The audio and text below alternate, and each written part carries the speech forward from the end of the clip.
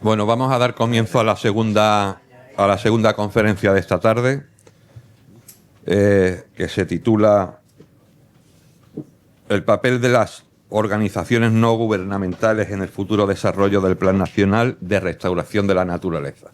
Este plan tiene relación con el Reglamento de Restauración de la Naturaleza, que fue primera plana en las noticias durante su tramitación, por esta lucha que tenemos actualmente entre los sectores que defienden al medio ambiente y esos otros sectores que propugnan que la cosa no es para tanto y le intentan quitar protagonismo o importancia a este tipo de problemas. Pero bueno, finalmente se aprobó el reglamento, se está ya aplicando, o al menos estudiando cómo va a ser su aplicación, y para hablar un poquito de esto tenemos la suerte de tener al doctor Alejandro Terrón Sigler, que forma parte de un equipo magnífico de la Asociación Hombre y Territorio. Ahora hablaba con él como, antes de conocerlo en persona, he conocido su obra, la obra del equipo, en unas localidades, en una zona que tiene muchas similitudes con Ceuta, por el tipo de comunidades bentónicas de los fondos marinos que hay, por el tipo de problemáticas,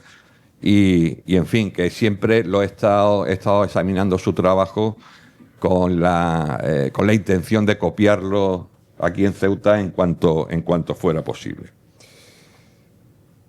Alejandro, veo que sobre todo muy buceador, ¿no? Conoce perfectamente los ambientes submarinos y bueno, desde 2003 pues está trabajando junto a otros compañeros y compañeras en esta Asociación de Hombre y Territorio. Trabajan en la investigación, pero siempre también muy aplicada en la conservación, en la aplicación de ese conocimiento a la preservación de estos elementos naturales. Y bueno, sin más, le doy la palabra y a disfrutar de tu charla. Gracias por estar con nosotros. Muchas gracias. Pues muchas gracias al Instituto de Estudios CEUTI por esta invitación. Y bueno, voy a intentar hacer una ponencia que guste, ¿no? Después podamos charlar a lo mejor de distintas vías, ¿no? He enfocado un poco la exposición como el papel que hemos tenido, pues, bueno, las ONG o las asociaciones o entes del tercer sector dentro de la recopilación de datos principalmente para este futuro Plan Nacional de Restauración de la Naturaleza, ¿vale? Que se está empezando pues a trabajar a nivel ministerial, ¿no? Se están creando ahora mismo los grupos de trabajo en los cuales pues hemos sido invitados, que bueno, pues ya, aunque sí, finalmente no somos seleccionados, pero por lo menos nos han invitado a formar parte y ya se van dentro de todo ese grupo pues se va a empezar a conformar, ¿no? Habrá gente que se caiga y habrá gente que siga, ¿no? Pero ¿cómo hemos llegado hasta ahí, no? Una asociación de unos amigos que se reúnen hace más de 20 años, ¿no? Casi. Y como siempre digo, nosotros antes que biólogos hemos sido buceadores. Por eso, bueno, pues veíamos que algo estaba pasando debajo del mar, ¿no? Veíamos detrimento, ¿no? Entonces empezamos a estudiar la forma de, sobre todo, levantar conocimiento, levantar información de cómo están los hábitats para que el día de mañana viéramos qué se podría hacer o cuáles eran las herramientas más eficaces o eficientes para restaurar o recuperar estas poblaciones, ¿no? Y en eso estamos ahora mismo, ¿vale? Entonces, bueno, una ONG, bueno, pues así un poco a nivel general, ¿no? Pues es una entidad, ¿vale? Con una iniciativa social, ¿vale? Esto es una descripción general, ¿vale? De lo que es una ONG. Con diferentes fines, ¿no? En nuestro caso, pues es totalmente un fin ambiental, ¿vale? Y bueno, y con otros muchos objetivos, perdón. De la que no depende de la administración, que eso es una ventaja, ¿vale? Y sin ánimo de lucro, ¿vale? Esto no quiere decir que las personas que trabajan en la asociación, que hay pues, administrativos, técnicos, doctores, eso no quiere decir que ellos no cobren, ¿no? Digamos que sin ánimo de lucro quiere decir que a final de año los beneficios sí hay de la asociación, que ya digo que no hay, eh, no se pueden repartir entre los socios, ¿no? O sea, tienen que ser revertidos en los fines de la asociación, ¿vale? Entonces, bueno, pues, ¿qué beneficios, no? Tiene una ONG frente a otro tipo de entidad, ¿no? Ya sea administración o ya sea una empresa pública, ¿no? Bueno, pues el principal, que por lo menos que hemos visto nosotros, que igual podemos entrar en debate, ¿no? Es la agilidad. Nosotros tenemos una facilidad de se nos crea algo en la cabeza y podemos hacer esto, tal, lo que sea, pum, nos plantamos al día siguiente en la playa con botellas de buceo. Muchas veces bueno, ahora ya no, pero al principio prestadas o hacíamos un curso a alguien y entonces pues ya terminaba ese curso, lo estábamos hablando antes, ¿no? Y después del curso pues íbamos otra vez y muestreábamos lo que sea, ¿no? Es la agilidad rápido, ¿no? No tenemos que hacer licitaciones, no tenemos una carga burocrática al lado y sobre todo no tenemos un carácter lucrativo, ¿no? Que no es malo, pero no lo tenemos, ¿no? En el sentido de que no como muchas veces las entidades privadas pues no hacen ciertas cosas porque son muy caras, ¿no? Y el medio marino es muy caro, ¿vale? O trabajar en él. Luego tenemos una independencia, que eso también es un gustazo, ¿sabes? No depende de una línea de investigación o no depender no sé, de ciertos entes políticos, ¿no? O de ciertos entes administrativos, ¿no? Nosotros hacemos lo que nos gusta. O sea, hay veces que hacemos cosas que no nos gustan o que nos gustan menos también, porque bueno, pues si hay una línea de financiación por algún lado, bueno, pues se coge pero se revierte luego en lo que nos gusta, ¿no?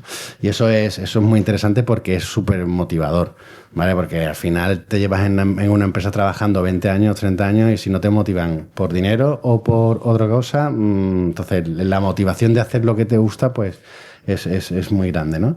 Y bueno, luego también tiene acceso a muchas convocatorias de ayudas, pues Fundación Biodiversidad, como estaba hablando antes, pues tiene una línea de financiación muy grande y otros muchas convocatorias, ¿no? Ahora mismo pues estamos también en las convocatorias de fundaciones o entidades privadas que están pues no sé si conocéis lo que es la RSC, que son es la responsabilidad social corporativa de grandes corporaciones o grandes empresas que destinan cierto dinero pues a revertir cierto impacto que puedan tener ellos, ¿no? Entonces ahí tenemos cierta ventaja frente a la parte privada o a la parte administrativa, ¿no? Creo que son 4, podrían haber muchas más, yo veo muchas más, pero por no meterme en berenjenales, ¿no? En jardines, pues he seleccionado estas 4. Luego, ¿cómo empezamos nosotros? ¿Cuáles son nuestras fases, no? Digamos, ¿no? Me voy a centrar en 2 ejemplos que para mí son los mejores, ¿vale? Dentro de la Asociación Hombre y Territorio. Uno es, obviamente, de los corales, porque, bueno, pues soy el que lidero esa parte, ¿vale? Y otra parte muy interesante, pues, la de tortugas marinas, ¿no? Una, digamos, tiene unas debilidades y unas fortalezas y la otra... Las debilidades de una son las fortalezas de la otra, ¿no? Ya lo explico por qué. Bueno, nosotros tenemos como establecido 4 fases, ¿vale? De trabajo. Una primero que es levantamiento de conocimiento, lo que hay que hacer es conocer la especie o conocer las poblaciones o conocer y levantar si hay, pues la que haya, y si no hay o cierta... digamos, gap que haya de información, pues lo levantamos nosotros, ¿no? Con ayuda muchas veces no, casi siempre, de la Universidad de Sevilla, el Laboratorio de Biología Marina u otras entidades, ¿no? Luego tenemos una segunda fase que es de evaluación, es decir, cogemos toda esta información y de qué está pasando, ¿no? Evaluamos qué es lo que está pasando con esa población o esa especie y intentamos buscar si hay opciones de mejora de esas poblaciones, restauración o recuperación. La palabra restauración es complicada, ¿eh? No se puede restaurar todo, digamos, ¿no? Bueno, ahí podríamos entrar en debate también, ¿vale? Pero es difícil restaurar todo, ¿vale? Y más en el medio marino. Luego tenemos una tercera fase que es de experimentación, es decir, una vez que decimos, por ejemplo, con los corales, ¿no? Venga, vamos a hacer técnicas de restauración o de recuperación, ¿no? Pues hay que probarlas primero, no podemos empezar a probar en el medio natural con poblaciones muy sensibles sin saber habiendo tenido experiencia antes. Entonces nosotros primero hacemos pruebas pilotos y luego escalamos estas pruebas. Una vez que corroboramos que la técnica funciona, lo que hacemos es escalarla, es decir, aumentarla, ¿no? Y luego una cuarta fase, pues la de pues la toma de acción. Una vez que lo tenemos todo ya hecho, digamos, ahora pues la parte, digamos, chula, ¿no? Que es la de buceo, ¿no? En el caso de los corales, ¿no? Pero como digo, pues quiero poner dos ejemplos dentro de la asociación que estoy totalmente convencido que han sido los que nos han llevado a que en el ministerio, ¿vale? Pues hayan pensado en nosotros para entrar dentro del grupo de medio marino, del grupo de trabajo de medio marino, para establecer ese protocolo o esa norma, ese plan nacional para la restauración de la naturaleza en la parte de medio marino, ¿no? Y el primero, voy a empezar con el proyecto Soscareta. El proyecto Soscareta a mí me encanta, yo no lo lidera mi compañero Patricio Peñalver, y es un proyecto súper bonito porque, bueno, primero que toca una especie que es emblemática, que ya simplemente trabajar con tortugas es bonito, ¿no? Digamos, ¿no?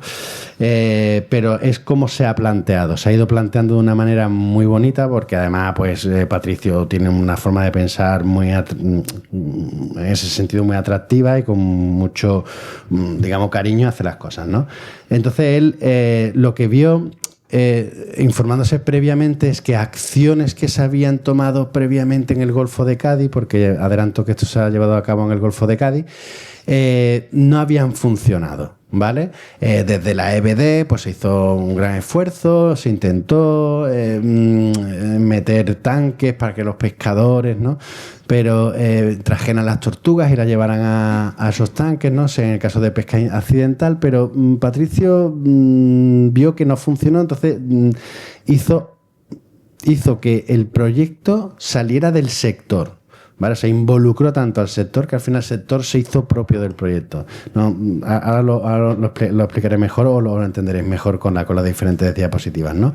En un principio se llamó el proyecto Soscaretas, Pescadores por la Biodiversidad, ¿no? Pero al final ha ido cambiando este eslogan de Pescadores por la Biodiversidad, ha ido pues cambiando mucho porque el proyecto se lo han tomado tan a pecho los pescadores que bueno, pues que ha sido muy bonito y ahora veréis cómo ha ido cambiando, ¿no? Bueno, el objetivo principal de este proyecto fue la conservación, ¿vale? En el litoral andaluz pues se veía que se veía porque se pescaba accidentalmente y porque se conocía que de las 7 especies que hay de tortugas marinas, pues 3 son más o menos asiduas, ¿no? Que se veían principalmente por varamientos, ¿vale? En la playa de Doñana principalmente, pues hay muchos varamientos de tortugas, sobre todo boba, ¿vale? También Chelonia midas, que es la carey, y baula, ¿no? O laúd. Luego, el proyecto tenía una marcada tendencia de colaboración. Este proyecto no podría salir de la parte biológica, tenía que salir, como digo, de la parte pesquera, del propio sector, ¿vale? Y además se aprovechó para que este proyecto, no sé si es la manera de decirlo, pero limpiara un poco la imagen de ese pescador, ¿no? Que como que destruye, ¿no? No, el pescador también sabe, conoce y además es capaz de conservar, ¿no? Y de aportar mucha información, ¿no? Por eso tenía que ser muy colaborativa. No podíamos ir solo del biólogo que se embarca en un barco y no le da información al pescador y se va y mañana no te conozco y no me acuerdo si te embarcaste tú, en qué barco, lo que sea. No, tenía que ser mutuo. Muy colaborativo. Y luego, pues, se hizo una acción local, ¿vale? Ha sido un poco localista, pero un ámbito muy grande, ¿no? Se ha desarrollado, como digo, en el Golfo de Cádiz, ¿vale? En todo el Golfo de Cádiz, en los 3 principales puertos que hay pesqueros, ¿vale? En Bonanza, en Sanlúcar Barrameda, en Punta Umbría y en Isla Cristina, ¿vale?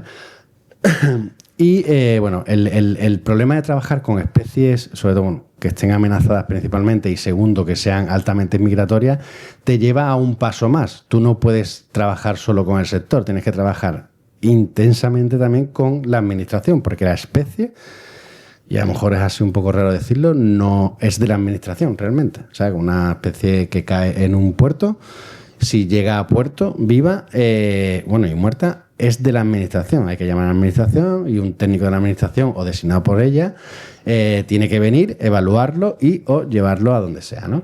Y bueno, pues eso también era una complejidad más de este proyecto, que vimos que en otros proyectos no se había conseguido llegar a digamos, a grandes objetivos por eso, ¿no? Porque el contacto con la administración muchas veces es muy frío o es en un corto periodo de tiempo, es decir, de 8 a 3. O sea, si que la tortuga cae a las 6, tienes que llamarla al día siguiente, es complicado, ¿vale?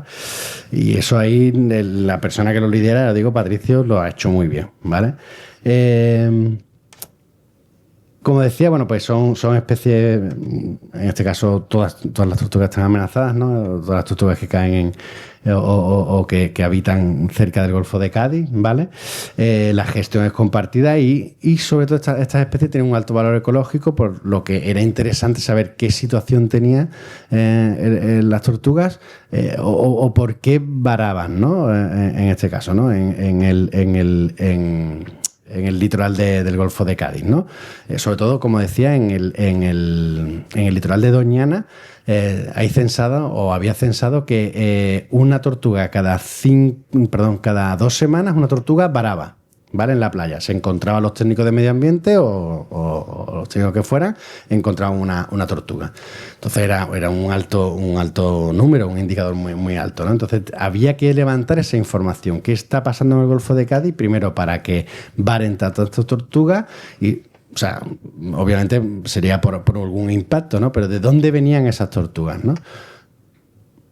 Entonces se empieza a diseñar, bueno, aparte... bueno, estas diapositivas que se me ha colado aquí, aparte se ha empezado a ver desde ciertos años para acá que empiezan a haber anidamientos de tortugas en el litoral andaluz, una cosa súper rara. De hecho, los expertos de la EBD pues, afirman que en poco periodo de tiempo va a ser asiduo, una cosa que ahora es puntual, va a ser asiduo. Entonces, de hecho, se están formando todos los técnicos de la Junta de Andalucía en conservación de nidos, detección de nidos, traslocación de nidos en el caso de que puedan ser inundables, ¿no? Bueno, ahí se están preparando, digamos, porque parece ser que cada vez esto de que se llegue una tortuga y anide en el litoral andaluz, pues va a ser más frecuente. Entonces, pues hay que estar preparado, ¿no?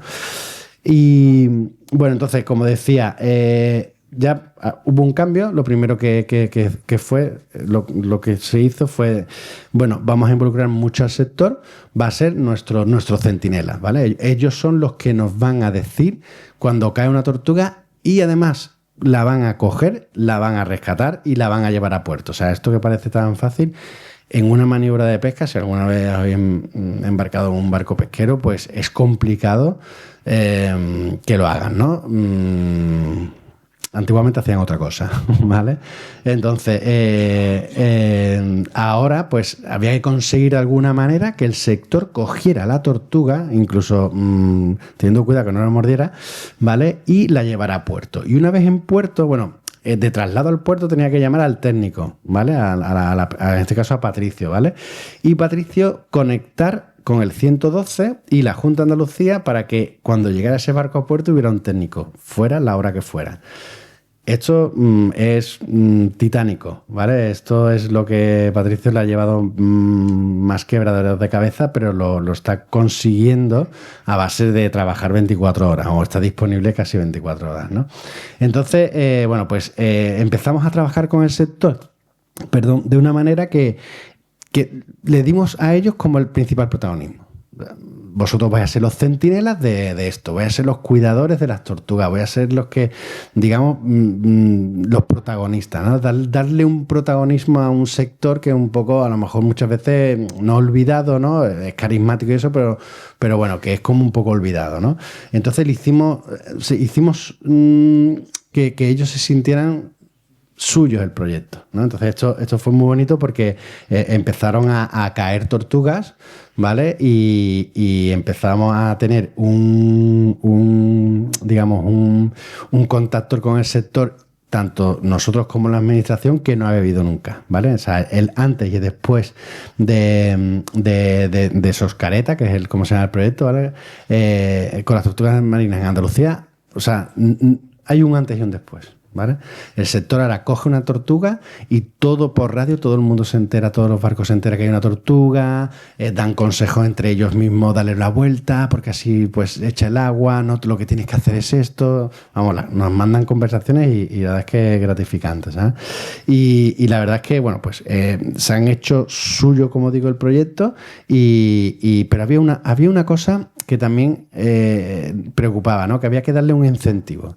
Porque ya no solo el motivador de que fueran ellos el proyecto suyo, sino de darle un incentivo. Entonces se le ocurrió a Patricio de darle una noche de hotel, ¿vale? Por cada tortuga, o sea, que cayera, pues se le daba una noche de hotel. Entonces, bueno, pues ya hablamos con hoteles, ¿no? Para que pudieran ceder esa noche, no tenemos dinero para, ¿vale? Y bueno, pues lo involucró mucho al sector. Y la verdad es que, bueno, pues los indicadores son espectaculares, ¿no? Para que os hagáis una idea, bueno, pues casi una vez por semana cae una tortuga, ¿vale? Esto, para que os hagáis una idea, antes no caía ninguna tortuga. O sea, no es que no cayera, es que el sector cogía la tortuga y no sabemos lo que hacían con ella, ¿vale? No os podéis imaginar lo que hacía, pero bueno, ¿vale? Entonces, ahora sí llegaban las tortugas a puerto, las tortugas eran recuperadas por un veterinario. La evaluaba, si designaba el veterinario que tenía que ir a mantenimiento o a recuperación, las mandaba y aquí entra otra parte, o al Acuario de Sevilla o al CEGMA, ¿vale? Que es un centro de recuperación, ¿vale? De la Junta de Andalucía, y allí se recuperaba y luego eran liberadas, ¿no? Entonces aquí viene la cuarta parte, porque estos eran como una tras de otra, ¿no? Que era una vez la liberación, pues se organizaban con colegios, con políticos. Ahora lo que hicimos también, o lo que hizo Patricio fue vamos a involucrar a la parte política, ¿vale? Es decir, vamos al alcalde del ayuntamiento, le vamos a dar la tortuga para que la deje en el suelo y la tortuga se vaya al mar, y entonces venga con toda su familia, se crea un revuelo por allí, salen todos los periódicos locales, o sea, era como una estrategia así bastante de marketing, digamos, pero hecha desde la parte biológica, ¿no? Todo ello para conservar y para saber qué estado estaban las tortugas, ¿no? En el Golfo de Cádiz, ¿no? Bueno, pues aquí se les daba diplomas a los pescadores que venían a recogerlos con una sonrisa en la cara que decía, vamos, que los pescadores son parte ruda, ¿no? Digamos, ¿no?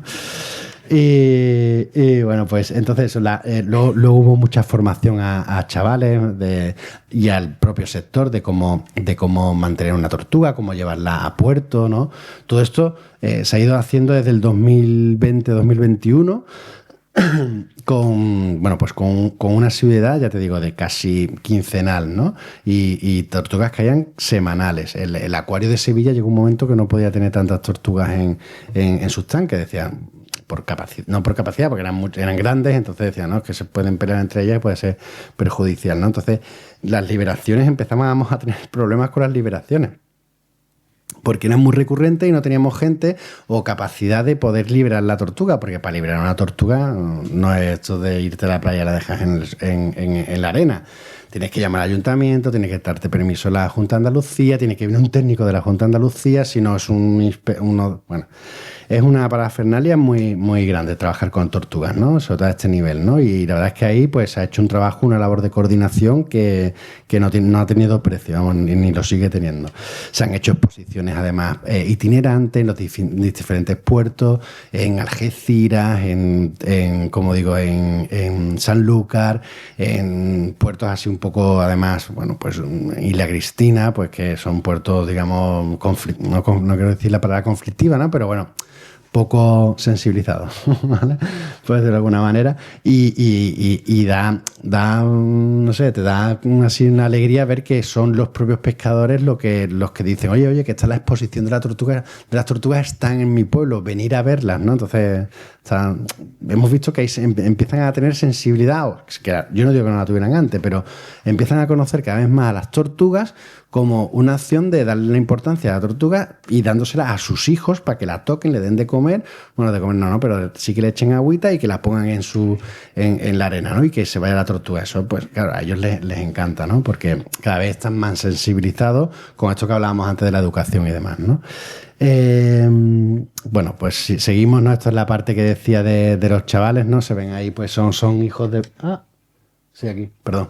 Son hijos de pescadores, muchos de ellos, otros de institutos de la zona, ¿vale? Se trabaja siempre con los colegios de la zona, ¿vale? Porque, bueno, tenemos un universo muy grande, muy cerca, que es el universo de la ciudad de Sevilla, ¿no? Pero creíamos que esto tenía que ser local, ¿no? Los pescadores son locales y teníamos que educarlos a ellos, ¿no?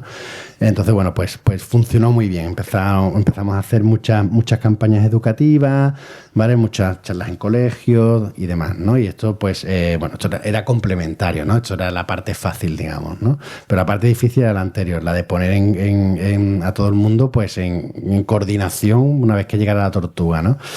Luego ya empezamos con la parte de investigación, porque esto, claro, todo tenemos que empezar a tener un aval científico para poder llegar a propuestas o llegar al ministerio, o llegar a la Junta de Andalucía y decir, oye, que esto está pasando, ¿no? Entonces, bueno, pues le pusimos localizadores a las tortugas que dieron unas localizaciones y unos tracks espectaculares, llegaron a Azores, se metían en el Mediterráneo y llegaban hasta Baleares, que daban de hecho ahora mismo todos estos datos de estos tracks los está solicitando el IEO para analizarlos junto con la flota para ver a qué flota le ponen TEDs. No sé los TEDs son los Turtle Exclusive Device, son como unos dispositivos que expulsan a las tortugas que se les colocan en las redes, ¿no? Entonces, pues viendo cuál es la flota principal que pescan estas tortugas, viendo dónde se distribuyen, qué caladeros, pues a esa flota que trabaja en ese caladero, que trabaja con un tipo de arte, pues le van a poner unos TEDs. Y todo eso viene de la información que se ha sacado a partir de una ONG, bueno, enlazando un poco todo lo que hemos hecho al principio, ¿no? Y bueno, pues como siempre el aval científico pues es interesante, intentamos tener, ¿vale? Pues publicaciones y demás, ¿no? Tenemos muchísimos colaboradores, ¿vale? Y expertos, y bueno, para que os hagan una idea, aquí en la parte pues ya un poquito más institucional, pues le han dado varios premios al proyecto y porque, bueno, pues a nivel social y a nivel ambiental, pues ha tenido mucho impacto, ¿vale? Y bueno, pues esos son más o menos los indicadores siempre hablo de indicadores porque nos movemos siempre mucho con los indicadores, ¿no? Pero son más o menos el resumen de los indicadores de este último año, ¿no? Para que veáis, se han rescatado, creo que son 50, ¿no? 57 colonias, ¿no? Tortuga. Vale, como veis, es una semanal. O sea, hay 52 semanas al año, es más de una semanal. Todas las semanas caen una. O sea, y además cae a la hora que sea y ya te digo, o sea, que es un problema gestionarla. Pero que están dando unos indicadores muy buenos, que se están ahora trabajando todos estos datos a nivel biogeográfico, todos los datos como sabemos el barco que la ha pescado, el día que la ha pescado y bueno, pues los barcos pesqueros tienen una herramienta que se llama las cajas verdes que emiten una señal cada 3 minutos, ¿no? Perdón. Y esta señal de GPS cada 3 minutos pues se analiza, entonces se sabe dónde está pescando y una vez que se sabe dónde está pescando pues sabemos dónde están las poblaciones de tortugas, ¿no? Para que os hagan una idea, se tenía constancia o se creía, antes de este proyecto se creía que había una población estable de tortugas boba, bueno, no sé si lo he dicho, bueno, sos careta, bueno, careta es la tortuga boba. Se creía que había una población estable en el Golfo de Cádiz y este proyecto lo ha constatado, ¿vale? Hay una población estable en el Golfo de Cádiz.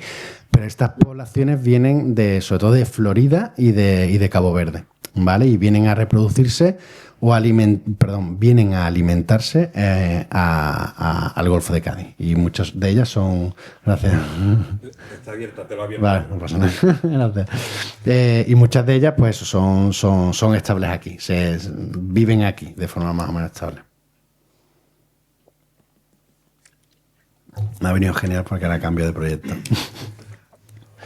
Vale, entonces eso Bueno, pues esta información se ha levantado gracias a este proyecto y la verdad es que, bueno, pues a mí, como lo he dicho, he empezado con la ponencia, me encanta porque, aparte de porque las tortugas pues tienen, bueno, pues la fortaleza, ¿no? Decía antes, la fortaleza de que una tortuga se la das a alguien en la mano vamos, anécdota, ¿vale? Para que veáis lo interesante de las tortugas, ¿no? En unas sueltas se acercó una chica, bueno, una mujer, ¿vale? Y decía que ella quería dar dinero para ese proyecto y dio 1.000 euros. O sea, donó 1.000 euros, pero además así, ¿sabes? Bueno, vale, estupendo, ¿vale? Muchas gracias. Le dimos reporte a la mujer, ¿vale? Pero que es tan emblemático y un animal tan carismático que claro, que se vende solo, ¿vale? Ahora llega pues, la otra parte, ¿no? Los corales, ¿no? Que es la parte que dirijo yo dentro de la asociación, que esto no se vende solo, aunque ahora está de moda, porque hasta hace poco la mayoría de la gente no asociaba los corales al Mediterráneo, no sabía que había corales en el Mediterráneo, ¿no? Hasta que se hemos empezado a educar a la gente y a hacer campañas de divulgación, ¿no? Perdón, ¿qué ocurre con los corales? Pues prácticamente como en el Golfo de Cádiz, cuando empezamos con corales, para que os hagáis una idea, empezamos en el 2007 más o menos, bueno, yo empecé antes, ¿no?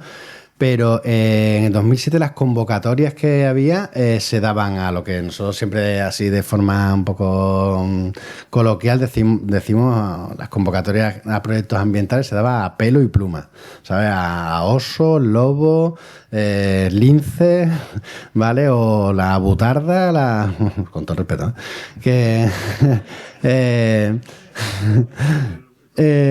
pero claro, a corales era y en el mar, perdón, en el medio marino, a tortugas o a cetáceos, ya sean ballenas o delfines, no había otra cosa, ¿no? Y de repente pues llegamos nosotros, oye, que aquí hay corales y que, hombre, que se están acabando y que se están perdiendo, perdón, y que tenemos un problema, que es que como desaparezcan, que perdemos una comunidad que da una vida, pues entonces empezamos a venderlo, a dar conocimiento sobre todo que hay corales en el Mediterráneo, a la administración, que ya digo que muchos de ellos, no digo a nivel de Junta de Andalucía, porque los técnicos de la Junta de Andalucía obviamente sabían que había corales, de hecho se hacían seguimiento, pero en el Ministerio así, ¿no?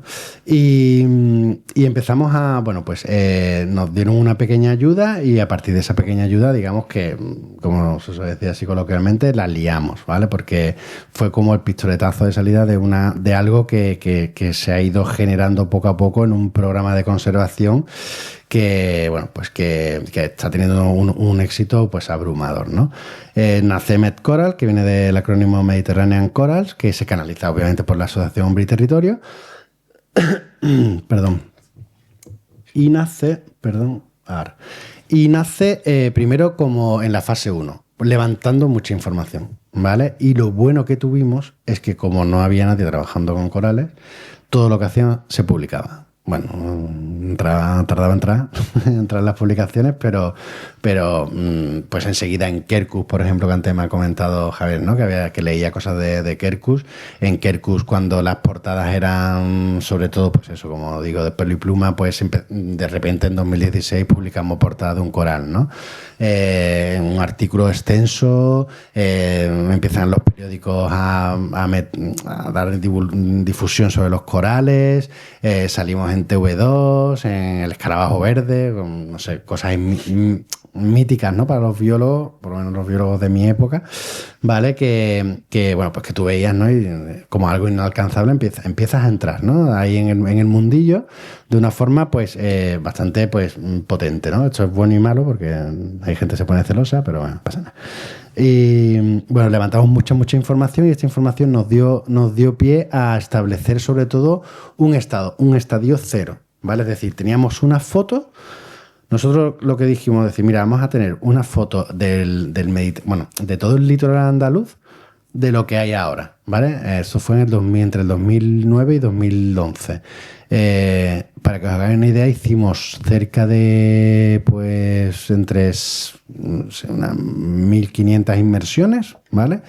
Para hacer censo de los corales cada casi kilómetro, cada casi 2 kilómetros, siempre que hubiera roca, nos tirábamos y veíamos qué corales hay, ¿no?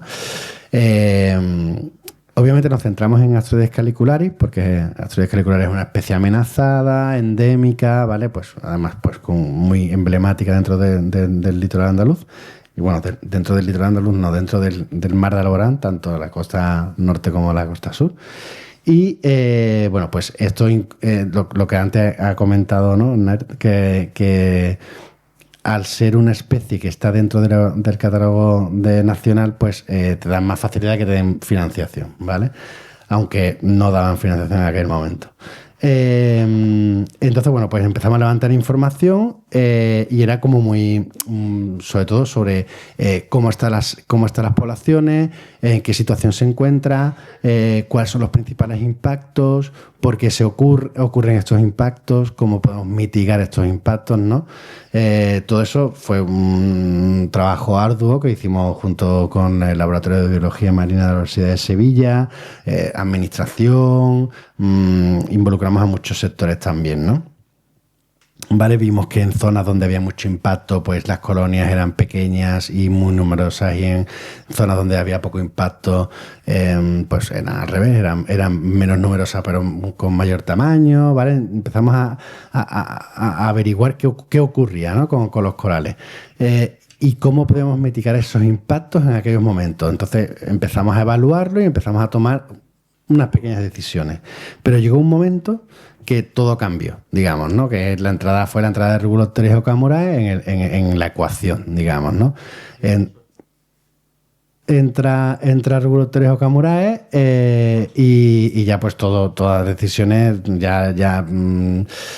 el impacto que podía crear sobre asteroides, las olas de calor pues no tenían nada que ver con el impacto que creaban Rubulocteris, o el impacto que creaban los buceadores no tenía nada que ver con la entrada de Rubulocteris. Es como que nuestro principal problema es Rubulocteris, hay que hacer algo, ¿no? Entonces empezamos a escalar unas técnicas que en el año 2010 empezamos a poner en marcha a microescala, digamos, que son las técnicas de restauración, ¿no? Teníamos dos, queríamos establecer dos. Una que era la técnica de rescate y recuperación, es decir, colonias que habíamos visto que se desprendían ya sea por impacto de buceadores o temporales. Estas colonias veíamos si luego se recolocaban, si sobrevivían o no se sobrevivían, y si se reproducían o no se reproducían, ¿no? Entonces, bueno, pues cuando llega Rubulocteris okamurae dijimos, bueno, hay que escalar estas técnicas.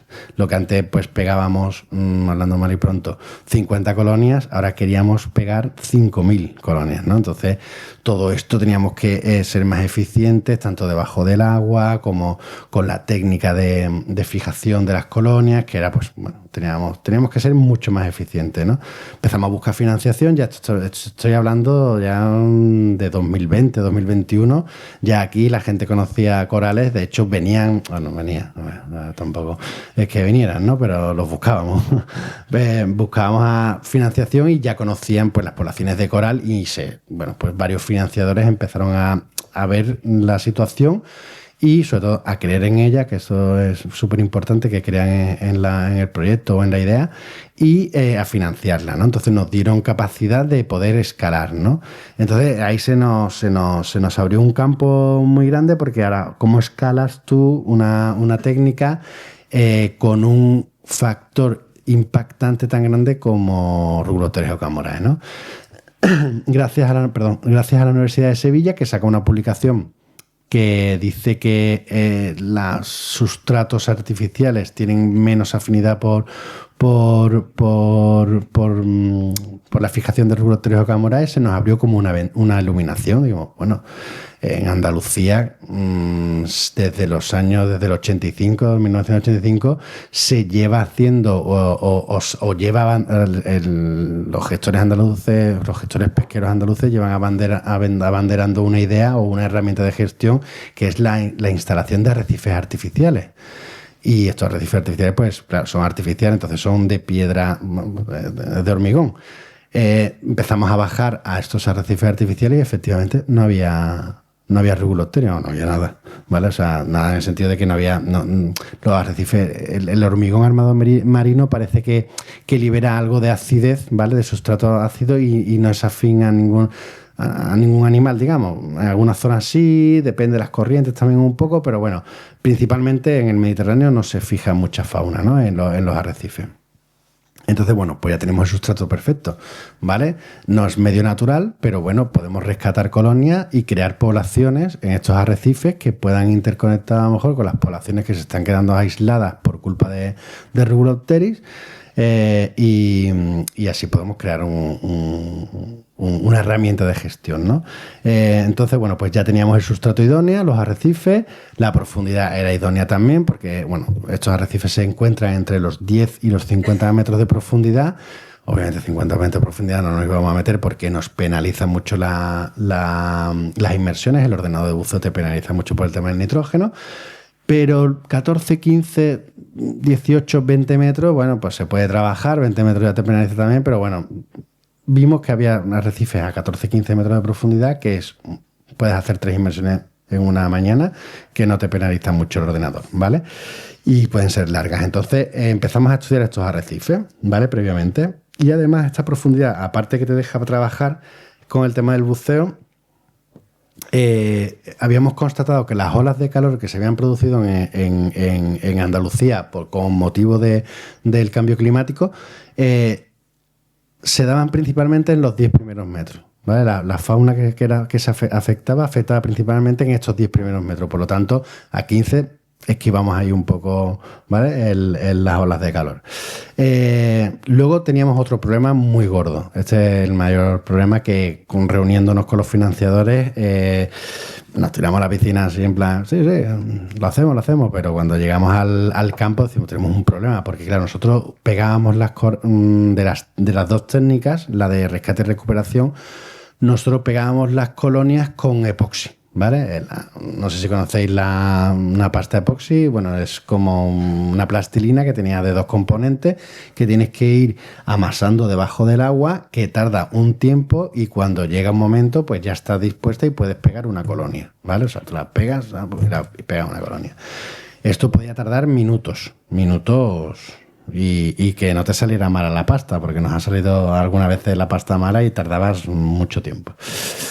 Entonces, bueno, pues buscando otros colegas de otras zonas de otras partes del mundo que hacían traslocaciones a otras plantas de colonia, vimos que había unos chicos así que usaban unas mangas pasteleras. Entonces yo le escribí rápidamente a los chavales, eran de la Polinesia francesa, no me contestaron nunca, pero bueno. Pero me fui a una tienda de acuariofilia allí en Sevilla, muy famosa, y le enseñé el vídeo al chico, al de la tienda. Digo, mira, esta gente hacen esto con los corales, ¿qué están usando? Y me dijo, 100% esta pasta. Es un cemento marino, ¿vale? Pero es eco-friendly, ¿vale? Se usa en acuariofilia para pegar piedras, corales, ¿vale? Incluso, ¿vale? Ellos lo usan para eso y se puede hacer además dentro del tanque sin vaciar el tanque, o sea que no afectaba a la fauna. Ostras, pues nos viene perfectamente. Así que cogimos esa pasta y la llevamos al terreno. No fue tan fácil al principio porque luego tienes, pues la pasta depende de la temperatura, la profundidad incluso en la que estés trabajando, fragua antes o después, te tienes que meter en más o menos agua, un poco follón, ¿vale? Pero ya al final le dimos con la tecla, ¿vale? Y ahora pasamos de pegar una colonia en 5 minutos a pegar 130 colonias en una inmersión. O sea, abismal el cambio, ¿vale? Luego si me da tiempo, porque no sé si me da tiempo, pondré algunos vídeos así representativos de las distintas partes de las técnicas, ¿no? Por tanto, pues eso, el número de colonias que podíamos pegar ya aumentaba muchísimo, ¿vale? Se aumentaba muchísimo en una inmersión. Imagínate 4 buceadores o 6 buceadores o 8 buceadores pegando colonias, ¿no? O sea, podíamos crear realmente un arrecife de coral, ¿no? O arrecife artificial de coral, ¿no? Luego establecimos una serie de indicadores que nos dijeran si esto funcionaba o no, ¿vale? Porque claro, la técnica puede funcionar, tú puedes pegar un montón de corales, pero a lo mejor se te mueren, ¿sabes? Y no lo sabes. O no se reproducen y no lo sabes. Entonces teníamos que seguir eso.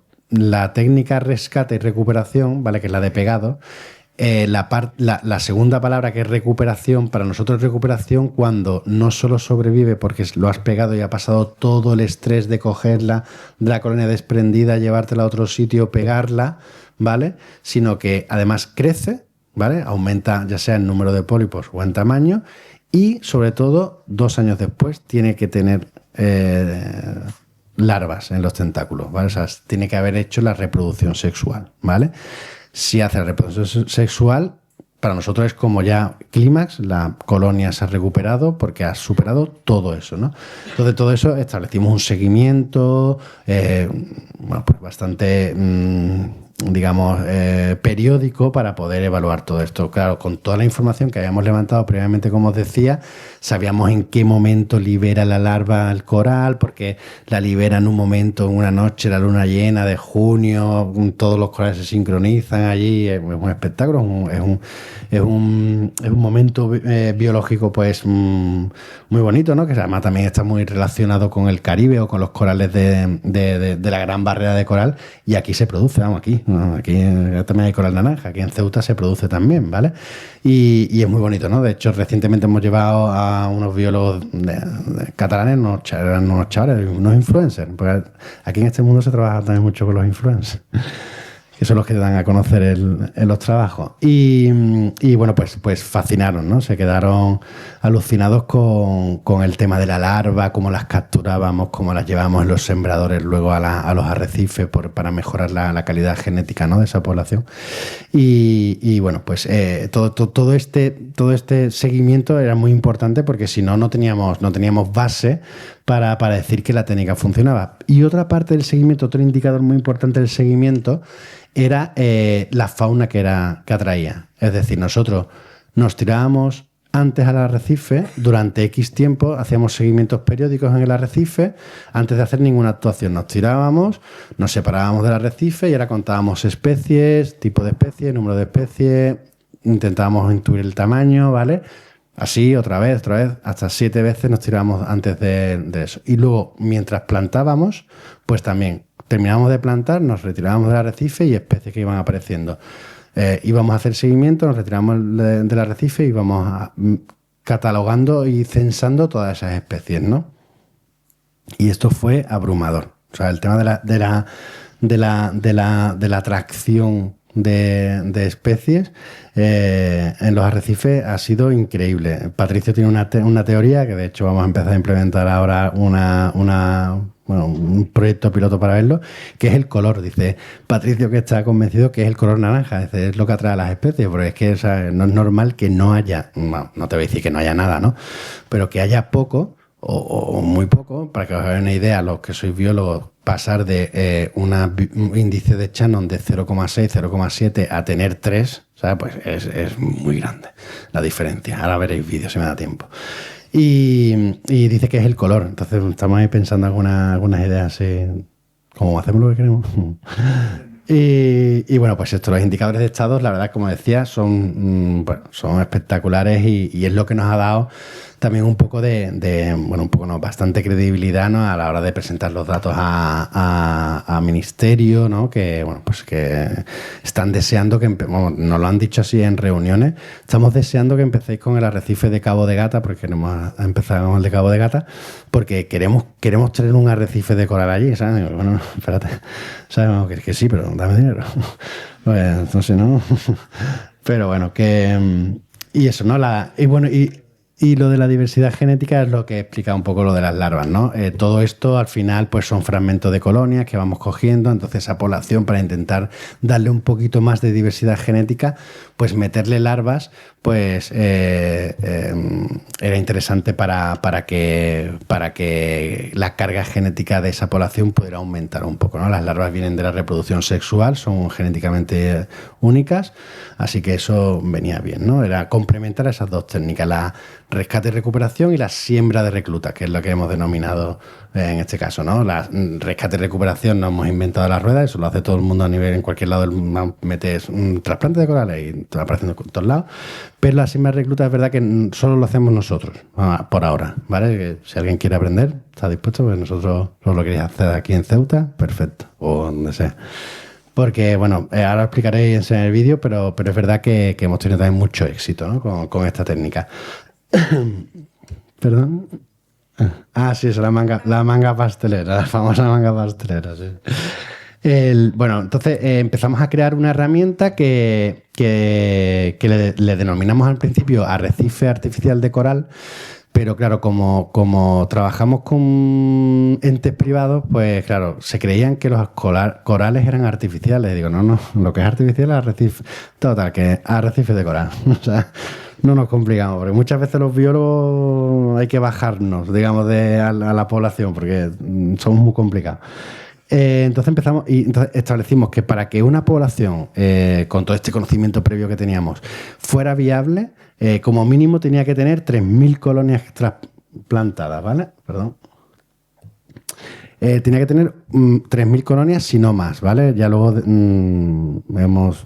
años después dijimos que mejor 3.500, ¿vale? Porque cierta pérdida había, sobre todo en uno de los arrecifes que es el de Granada. No tenemos 2 arrecifes hechos, uno en Almuñécar y otro en Nerja, que se conectan entre ellos y con las poblaciones cercanas.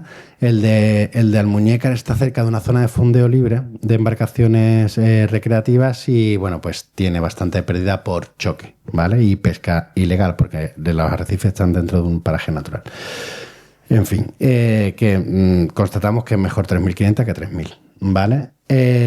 Tuvimos un 93% de media, ¿vale? El de Nerja ha tenido un mayor porcentaje de supervivencia, me refiero de fijación, ¿vale? O sea, el 93% de las colonias que pegábamos se quedaban ahí, ¿vale? O sea, no se desprendía. Además, vamos, que el que tenga la oportunidad de bajar, es que no la desprende ni haciendo fuerza, aunque es que es cemento.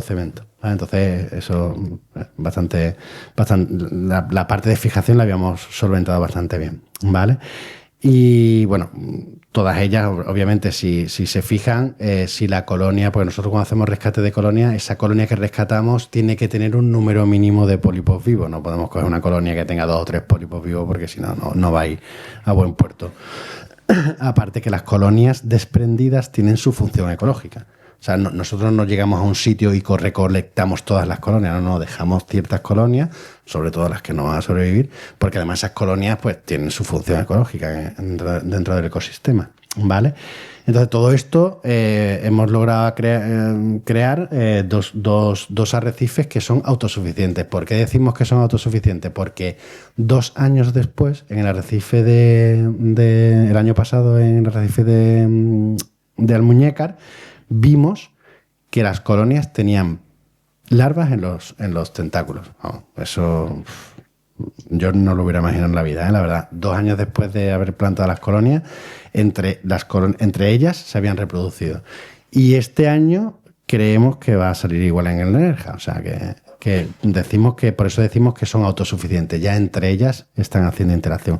Además, las poblaciones de la fauna asociada interaccionan entre ellas.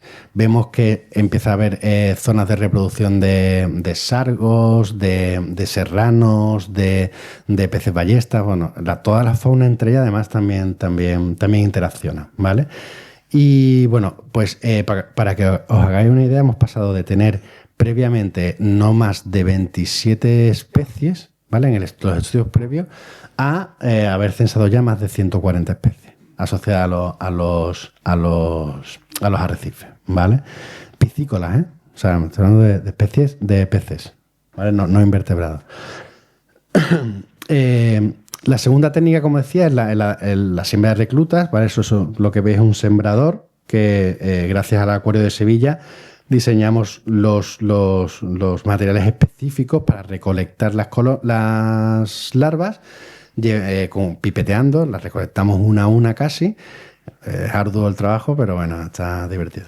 Y luego las llevamos a estos sembradores, ¿vale? Después tenemos unos containers, digamos, que tienen además filtración para que el agua corra entre el sembrador, y las dejamos en los arrecifes, que previamente esta técnica, o sea, primero lo que hacemos es establecer pegar todas las colonias para que este sustrato que es de hormigón armado, empiezan a tener carbonato cálcico. Es decir, las larvas tienen afinidad por las propias colonias de asteroides caliculares. Es decir, la larva busca un sustrato idóneo que suele estar o cerca de esponjas, otras algas calcáreas y asteroides caliculares. Por eso muchas de las colonias de asteroides caliculares están pegadas unas a otras. Cuando se desprenden, están pegadas unas a otras porque tienen afinidad por el propio esqueleto del coral. Entonces, lo que intentábamos hacer es aumentar la probabilidad de que la larva encontrara un sustrato idóneo, se fijara y formara el primer pólipo que iba a formar la colonia. ¿Vale? Esto casi tan enrevesado para que os hagáis una idea. Hemos estimado que solo una larva de cada entre medio millón, vamos a decir medio millón, de larvas, solo una llega a formar la colonia. Nosotros de 2.000 larvas, 17 han formado colonias en el arrecife de Almuñécar, perdón, y 23 en el de Nerja. O sea, hemos multiplicado por muchos, no sé el N cuándo será, pero por muchos la probabilidad de que estas larvas formen esa colonia, ¿no? Además, previamente esto lo habíamos implementado en el acuario de Sevilla. En el acuario de Sevilla lo habíamos multiplicado aún más, por más, no me acuerdo si eran de 60 larvas, creo que 20 o 30 y tantas, no me acuerdo ahora, ¿vale? Formaban el primer pólipo y empezaba a formar la colonia, ¿no? Es verdad que en el acuario luego la colonia no crecía mucho porque creemos que, bueno, por las condiciones en las que estaba no crecía más, pero multiplicamos en medios controlados muchísimo, ¿no? Lo de la larva, ¿no? Que era esta es la técnica, digamos, que sí hemos inventado un poco la rueda, ¿no? Porque que yo sepa la hacemos solo nosotros y es muy interesante. Bueno, pues eso, solo una de tantas, ¿no? Somos pioneros en esta técnica. Los materiales, es verdad que los materiales los hemos diseñado nosotros, están bastante bien, son eficientes, ¿vale? Baratos, bueno, eficientes, baratos, ¿vale? Entonces eso es bueno. Y bueno, pues eso es lo que decía, 29 fijación. Los números muchas veces me bailan, ¿vale? Porque no me acuerdo, ¿no? De eso, pero que más o menos ahí están, ¿no? Y luego, bueno, pues todo esto lleva al final a que, ya voy acabando, todo esto lleva al final a que lo que queremos crear es un corredor de coral que una todas las poblaciones de coral naranja que se están quedando aisladas por culpa de Rugulopteris ocamorae. Es decir, Rugulopteris ocamorae está dejando aisladas poblaciones de asteroides caliculares que tienen ya su biología propia de asteroides, de coral naranja, tiene muy poca dispersión larvaria, ¿vale? La larva no alcanza o sea, no llega muy lejos, ¿vale? Entonces, todas las poblaciones que se están quedando aisladas tienen en el futuro una alta probabilidad de colapsar, ¿vale? Entonces, nosotros lo que hacemos es que en esas poblaciones, ¿vale? Digamos, ahora mismo de forma natural, digamos que es haciendo una similitud de si eso fuera el litoral andaluz, pues hay poblaciones más densas, poblaciones menos densas, pero todas ellas están más o menos interconectadas entre ellas, ¿no? Porque están lo suficientemente cerca para que puedan interconectar. De hecho, de forma natural, pues eso es lo que ha ocurrido, ¿no? ¿Qué ocurre? Ha llegado Rugulopteris, ¿vale? La invasión de Rugulopteris ocamorae, y lo primero que ha hecho es descender estas poblaciones, ¿vale? Porque lo que pasa es que la colonia se desprende, ¿vale?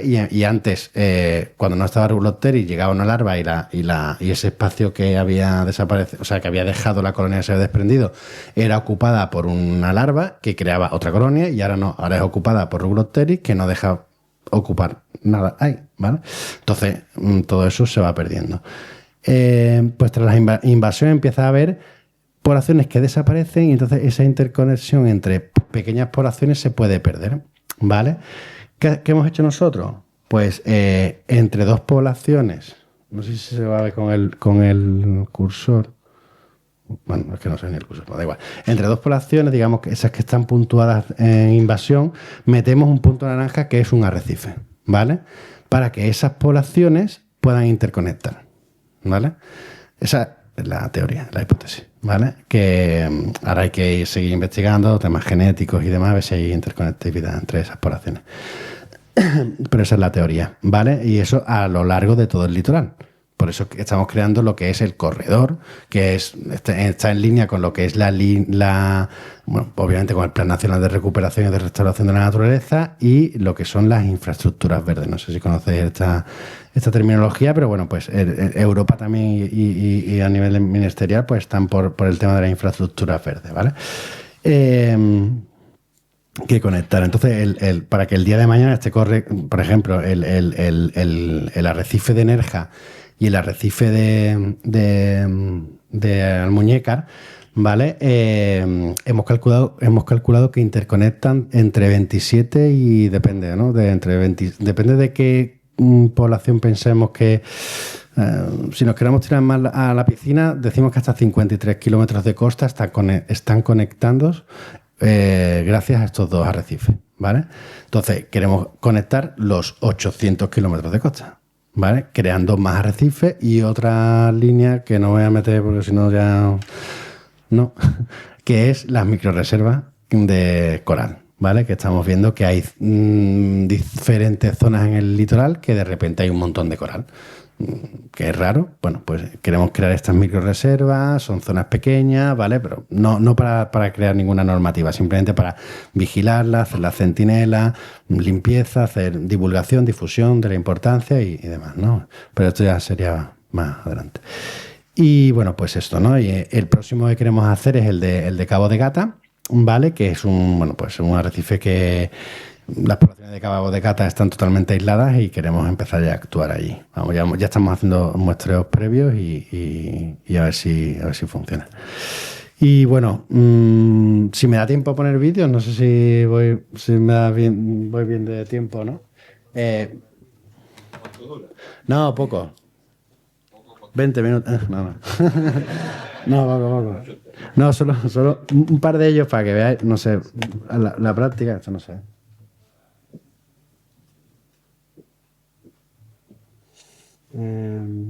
Estoy.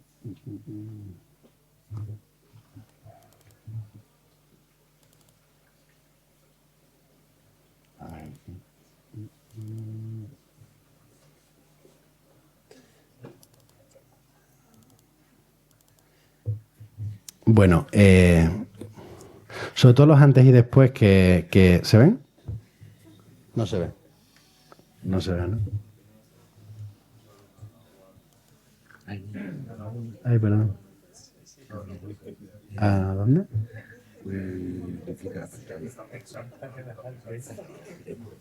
Vale. Genial, gracias. Bueno, esto es el antes, ¿vale? Por ejemplo, esto es el arrecife de Nerja. Pues el antes, pues si veis, pues hay algunas castañuelas. Bueno, castañuelas tiras una batería al mar y hay una castañuela. Bueno, no desprecio las castañuelas. Esto es un arrecife de producción, bueno, es mixto, ¿vale? De producción y disuasorio, ¿vale? Por eso lo de las aristas, ¿vale? Pero bueno, la idea es que veáis cómo el arrecife antes de llegar nosotros, pues se encuentra, ¿no? Un poco, digamos, más a priori pobre, ¿no? En esto. Bueno, la parte de arriba del arrecife, ¿vale? Un poco, no me quiero centrar en esto, ¿vale? Bueno, esto es en versión rápida, ¿vale? El rescate, para que veáis, bueno, pues seleccionamos siempre colonias que tengan bastante parte viva, ¿vale? Esto es una zona donde por encima, aquí a 10 metros, hay bastante colonias aquí arriba, ¿no? Entonces los temporales las van tirando, el buceo también, ¿vale? Las vamos rescatando, ¿no? Este es el pegado, para que veáis, esto ya es súper rápido,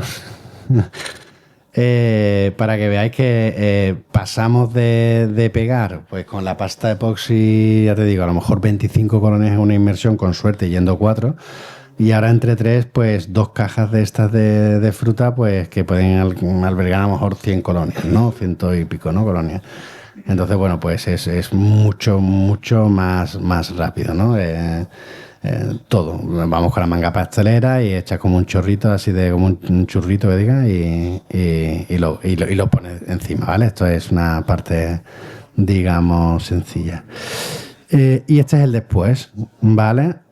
pues empiezan a entrar primero los peces, bueno, sobre todo las castañuelas, empiezan a quedarse empiezan a hacer territorio con las colonias, ¿vale? Se quedan pegadas a las colonias, pasan de estar por encima a crear nidos, luego lo diré, las estas, joder. Los sargos, no, que no son sargos, las mojarras, no sabía, perdón. Vale, pues las mojarras, bueno, hay un montón de fauna, ¿no? Porque luego también hay blénidos, góvidos, por dentro, bueno, una herrera, ¿vale? Empiezan a haber bastantes especies. Vale, este es otro después, aquí está el arrecife, ¿vale? Pues un banco de peces limones, que además ya vemos que algunos son residentes porque se quedan en el arrecife, vemos que tienen a lo mejor un sedal o un anzuelo o uno que tiene un ojo regular, ¿no? Empezamos a ver, esta es la rampa de arrecife. Vale, y a medida que te vas acercando, pues empiezan a aparecer, pero ya se ve que hay como una nube de peces, ¿no? Ya empieza a ver lo que no había antes en el antes, ¿no? El después empieza a ser bastante interesante, ¿no? Luego veréis sargos breados, bueno, chuclas, no sé si conocéis un poco la fauna así piscícola marina, pero hay bastantes especies, ¿no? Y aparte el aspecto que tienen las colonias, ¿no? Que tienen muy buen aspecto, ¿vale? Me gusta meterle. Estos son chuclas, ¿vale? Bueno, pero para que veáis un poco, ¿no? Bueno, de hecho, el arrecife, bueno, a través de redes sociales todos los buceadores que nos siguen fueron viendo lo interesante que había, ¿no? Que hemos creado un punto de buceo, hemos creado todo lo que es la descripción del arrecife, con perfiles de inmersión, hemos formado a los centros de buceo para que den una charla allí, para que bajen a ver la experiencia, les expliquen lo que se está haciendo, el porqué, y además pues ven un montón, ¿no? Porque luego entre los recovecos del arrecife hay congrios, vamos, que es bastante interesante, ¿no? De hecho, a día de hoy han visitado el arrecife de Almuñécar, que es el que está más cerca de las zonas de buceo, cerca de 300 buceadores ya, ¿no? O sea que esto es bueno porque ya no solo es que ellos estén conociendo las acciones que se hacen de conservación, sino que estamos descargando cierta parte de presión de la parte natural, ¿no? Que eso pues también viene bastante bien. Esto para que veáis, nosotros nos retiramos, ¿vale? Esto es una cámara de estas Instant 360. Nos retiramos y lo que hacemos es censo desde fuera, ¿vale? Porque si no, espantamos a los peces. Pero ya veis la nube, ¿no? Yo siempre digo lo mismo, la nube de peces que hay por aquí rondando, ¿no? Que es bastante interesante. Y luego, pues esto, los seguimientos que hacemos, ¿vale? Bueno, esto sin más, ¿vale? Lo que hacemos es llevar un estadillo, ¿vale? Y demás. Y luego, mira, bueno, pues esto es lo más interesante, que aquí como sí que, bueno, esto es la larva del coral, ¿vale? La larva, el coral hace un pequeño cuidado parental, ¿vale? Cría la larva dentro del pólipo y una vez que llega la luna esta de junio, la luna llena, se sincronizan todos, las larvas suben a los ápices de los tentáculos y es liberada, ¿no? Entonces, bueno, pues esto es de hecho, este año no nos han confirmado, pero parece que los de National Geographic están interesados en venir a grabar este tema, a ver si es verdad. No tiene mucho dinero tampoco. Vale, esto es una larva dentro del pólipo que está subiendo al ápice. Y por aquí, no sé si veis, hay una larva ya que se ha liberado. ¿Vale? Entonces, todo esto son inmersiones nocturnas, se hace de noche, aunque es bastante bonito. Esto es un colector. Si veis los puntos naranjas, pues son larvas que hemos recolectado, ¿vale? Este vídeo no es muy bueno, perdonadme. Vale, pero vamos en la luna llena del año en cuestión, pues lo que hacemos es que con esta pipeta grande vamos recolectando en los tentáculos las larvas y las vamos depositando en estos colectores, que luego usamos como sembradores en el arrecife, ¿vale? Le quitamos la rosca y lo dejamos, ¿vale? La larva tiene flotabilidad negativa, es decir, tiende a irse al arrecife, o sea, al fondo, perdón, ¿vale? Y una vez que llega al fondo va reptando y va buscando un sustrato idóneo que muchas veces pues se fija cerca de otras colonias. O incluso no, porque tenemos varias colonias que están por dentro del arrecife, donde no hemos plantado. Sabemos que son nuevas porque ahí no habíamos plantado, así que. Vale, y bueno, dentro de las sembradores, pues también luego dijimos, bueno, y de cómo ver cuántas se fijan, ¿no? Intentamos hacer otro experimento, esto lo dejamos toda una noche, al día siguiente no estaba. Hay corriente y se lo llevamos. Una cosa es lo que tú pienses, luego lo que pasa. Vale, y bueno, yo creo que ya está.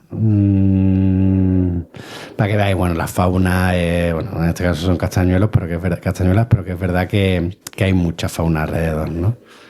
Vamos, es que se ha creado un punto de buceo que es interesante, ¿no? Y bueno, no es lo mismo ver las colonias abiertas, así, aquí no están totalmente, pero aunque sí, abiertas, que cuando están cerradas, que parece menos, pero cuando están abiertas, la verdad es que tienen un aspecto súper bonito. ¿Vale? El arrecife, visto a la nube de peces, que es que de verdad que es insólito, vamos. Tanto que se recupere tan pronto o que atraiga tan pronto la fauna. Y bueno, yo creo que por mi parte, si queréis preguntarme algo, pues muchas gracias.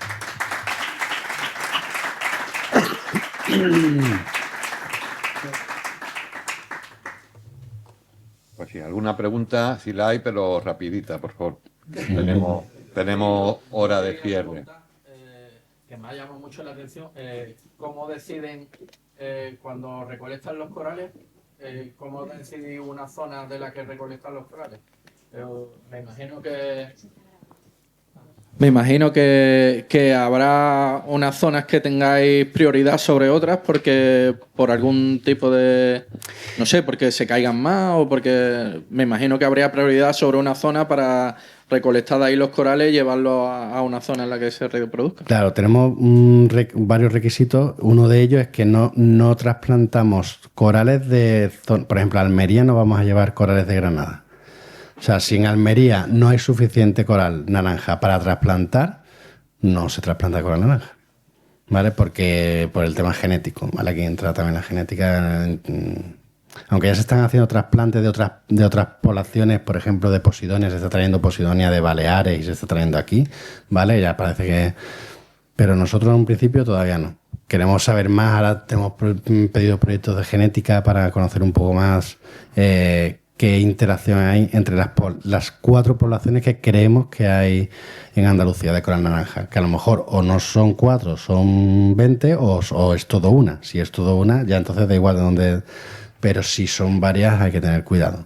O sea, trasplantamos, por reducir un poco la respuesta, lo más cercano al sitio donde vamos a crear el arrecife. ¿Vale? El arrecife de Granada, por ejemplo, la zona donante de colonias podrá estar a menos de 1 milla. ¿Vale? Y el arrecife de Nerja, pues a 1,5 millas. Aunque no hay mucha diferencia entre una y otra. Yo la pregunta la he entendido en otro sentido. No sé si o sea, ¿cómo sabéis dónde hay colonias para bueno. Perdón, porque hacemos... No, vamos, yo por lo menos lo había entendido. No, nosotros hacemos en el muestreo que hicimos con tantas inmersiones, ¿vale? Lo que también descubrimos, aparte de la densidad de las poblaciones naturales, la densidad de las poblaciones desprendidas. De todas formas, va a la par, ¿eh? Una población muy densa suele tener desprendimientos abajo, porque no solo influye el impacto, digamos, del hombre, ya sea buceador, snorkel, kayak, lo que sea, sino las corrientes, temporales. El temporal, el tiempo. Siempre que hay un temporal, ahora que hemos pasado los de invierno, hay un montón de colonias desprendidas, sobre todo grandes. Ponen mucha más superficie en medio y pues las retoman. Y luego cuando hacéis una repoblación, ¿solo la estáis haciendo por el estudio en arrecifes artificiales o estáis también repoblando en zonas naturales? En zonas naturales no, por lo que te decía de Regulopteris, porque va a llegar Regulopteris, o sea, principalmente porque tienes que quitar a Regulopteris. Quitas Regulopteris y pones astroides y ahora se cae ese astroide porque tarde o temprano se va a caer, no, pues nosotros hacemos mantenimiento, pero se caerá, ¿vale? Y se va a meter Regulopteris. Entonces, no podemos quitar ese impacto, no podemos restaurar. O sea que la restauración conlleva eso. Si tú no puedes quitar el impacto, no puedes restaurar. Entonces, nosotros intentamos hacer una restauración indirecta a través de la conectividad, ¿vale? Por eso decía de crear el sustrato idóneo, a la profundidad idónea, para intentar evitar a Rugulopteris. Y ya la última pregunta, para el tema de las larvas, me imagino que influirán también algunas condiciones en que en un sitio se reproduzcan más rápido que en otro. Bueno, lo de la luna llena es muy bucólica, porque esto es la temperatura. ¿Vale? Es verdad que parece que hay cierta sincronización con la luna llena, pero por ejemplo en Granada se liberan en junio, en Tarifa pues sobre julio o agosto, ¿vale? Y en Conil las tenemos datadas en agosto. Digamos que a medida que te vas al Atlántico, claro, la temperatura del Mediterráneo es más caliente, entonces claro, aumenta la temperatura y empieza... De hecho, en Italia es a principios de junio, no tiene tanto que ver con la luna. Pues tenemos una compañera que hizo la tesis hizo la reproducción de asteroides en Italia, los porcelanos de Italia, y se reproducía un mes antes que la de Granada. O sea que en verdad que lo de la luna está... Bueno, Yo me lo había creído. Pero... No, sí, hay cierta sincronización. Pues si tú lo dices, me lo creo. Perdón. Tienes que bucear aquí, ¿eh? Sí, la verdad es que una cosa que tengo pendiente es bucear en... Sí. Vamos, supongo que conocerás la primera foto que sale es Gador, una chica con una colonia, es de Rafa Fernández, que es el campeón que bucea mucho. Claro, pues él ha estado en nuestro proyecto haciendo esa foto y otras varias más. Y siempre me lo decía, tenés que ir a a Ceuta. Y digo, sí. Pero no... No han cartado todavía. Vale. José. Estaba esperando por si alguien se anima y yo tengo una muy rápida. Sobre el de SOS Careta, Alejandro. Sí. Yo tengo mucha fe en el ser humano, ¿no? Pero también por proyectos conocidos que hemos... Bueno, algunos similares sobre aves marinas que conocemos en SEO Overlife, ¿no?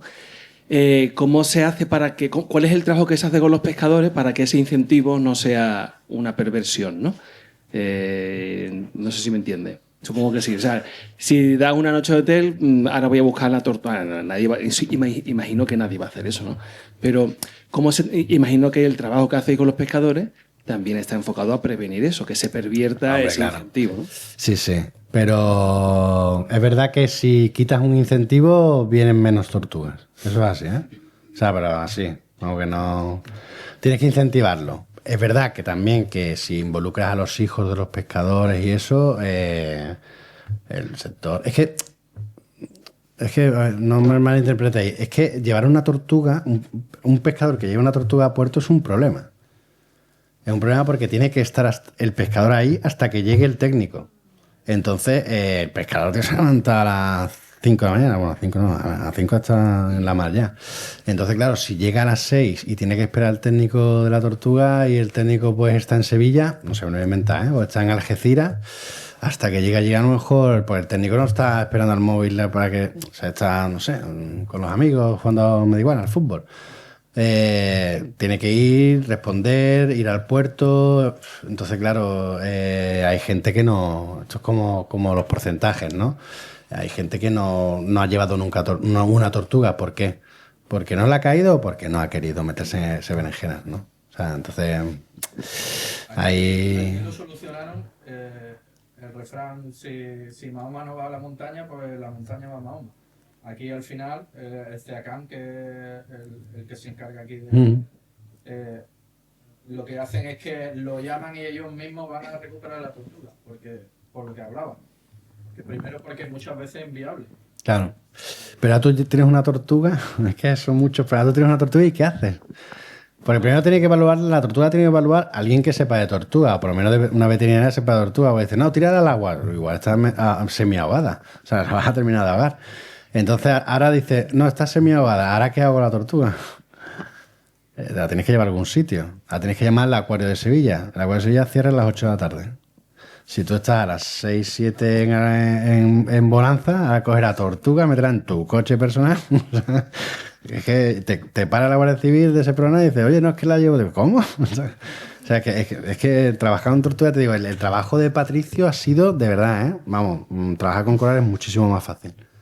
Y mira que tiene también su peluseo porque son especies protegidas y eso. Pero lo de las tortugas ha sido, vamos, una labor titánica y de verdad, de alabarla, ¿no? Entonces, ¿qué aliciente encuentras aparte de la noche de hotel? ¿Vale? No, Porque bueno, por noche de mucho que hotel- sea eso, creo que no lo compensa en absoluto. No, vamos. la noche de hotel no. A ver, la noche de hotel primero, bueno, no ha sido al principio. Al principio se daban camisetas y sudaderas, ¿eh? O sea, que al final, claro, pero los pescadores están hartos de camisetas y sudaderas. Y ya si le das una gorra, te la tiran a la cabeza. O sea, pero es que es así, porque todo el mundo, la administración da camisetas y sudaderas. O camisetas, sudaderas no. Pero dan gorra. O sea, los pescadores lo que quieren es algo así. Entonces, al final, es verdad que también hubo un momento, pero que se les daba. He dicho la noche de hotel, pero realmente lo que se les daba era la gasolina. Creo que era un cheque de gasolina, porque iba por Cepsa, creo recordar, ¿eh? Y es que esto es mejor que lo defendiera Patricio. Y entonces, pues sí que venían un montón, porque claro, gasolina con lo caro que está, te llevo todas las tortugas. Vamos, de hecho, le voy a poner un sedal y me la voy a llevar a 2x3. No, fuera de broma. Que tienes que darle un incentivo. Sí, pero no por nada, sino porque del 100% a lo mejor hay un 17% que sí te la lleva gustosamente y no le importa porque la lleva a los niños, porque los niños están interesados, porque quieren la foto con la tortuga, porque hacen... pero el otro 93%, 83%, ¿qué hace? Tienes que incentivarlo. Es que si no es complicado, ¿eh? Es que tú estás trabajando, es que es un trabajo duro.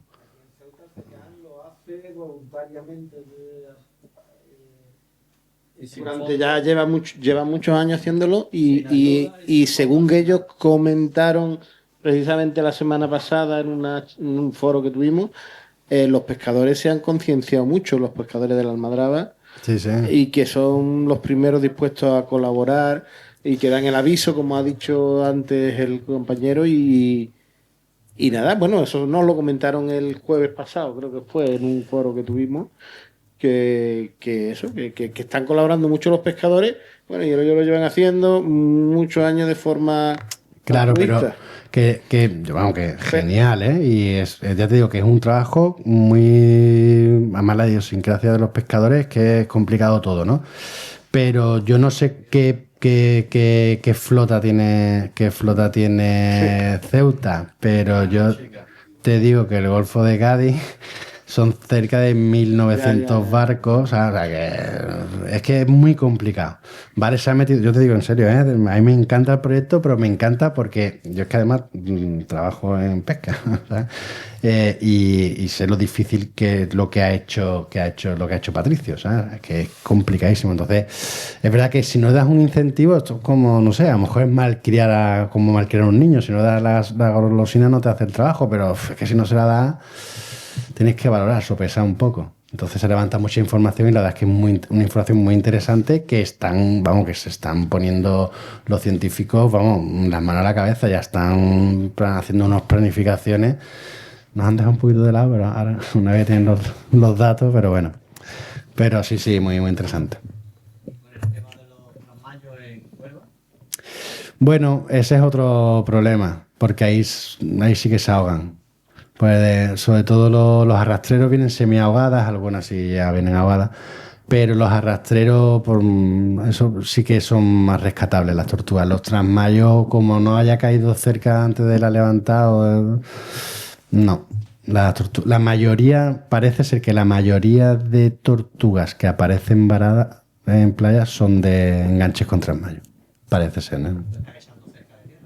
Claro.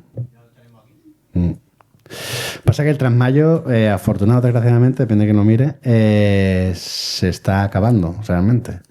Porque la Rugulopteris está haciendo mucho daño. Y en Andalucía, por ejemplo, en la parte mediterránea, la mayoría de los trasmayos han pasado, la mayoría, al pulpo, o sea, nasas. Y el trasmayo, de hecho, lo hablamos hace poco, incluso con Enrique antes, estamos viendo especies que antes no veíamos. Y salmonetes, por ejemplo, los salmonetes. Yo flipo con el tema de los salmonetes, que veo salmonetes por todos lados. Los salmonetes, jibias, que yo antes no... O sea, hasta hace poco no se veían. Cuando empecé a bucear sí veía un montón de sepias y ahora estoy empezando a verlas otra vez. O los San Pedros, ¿no? San Pedro buceando. Yo no soy muy mayor, pero llevo 30 años ya buceando. ¿Sabes? Y digo, ostras, empiezo a verlos ahora, ¿por qué? Y cada vez la flota transmayera se está... No. Pero bueno, el sector pesquero es complicado, pero luego también queremos, nos gusta el pescado, el pescado frito. Pero es complicado, complicado. Bueno, pues alguna otra o cerramos. Pues cerramos. Gracias. Sí, perdón. Sí. La última. Muchas gracias. La conclusión que lleva, qué fácil es destruir y qué difícil es conservar y restaurar. Sí. Muchas felicidades. Muchas felicidades, de verdad. Muchas Es gracias. un trabajo, un gran labor. Muchas gracias. Pero es verdad lo que has dicho antes, también que has comentado que la COVID nos ha enseñado que si no tocas, si dejas de tocar un poco el mar, aparecen tiburones peregrinos a lo de costa, empiezan a aparecer bichos y ballenas, vamos, no sé si estés al tanto, pero en Almuñécar, por ejemplo, yo hablo de... Sí, sí. Y bueno, y los rorcuales son más o menos comunes, pero las jorobadas, o sea, en Almuñécar han aparecido 2 jorobadas, y una ha estado 10 días por allí. Y focas y mantas, el otro día vieron Patricio y David mantas, o sea, estoy flipando. Pero bueno, eso ya... Bueno, pues muchas gracias. Gracias a ustedes también por la asistencia y con esto ya cerramos. Venga, hasta la próxima.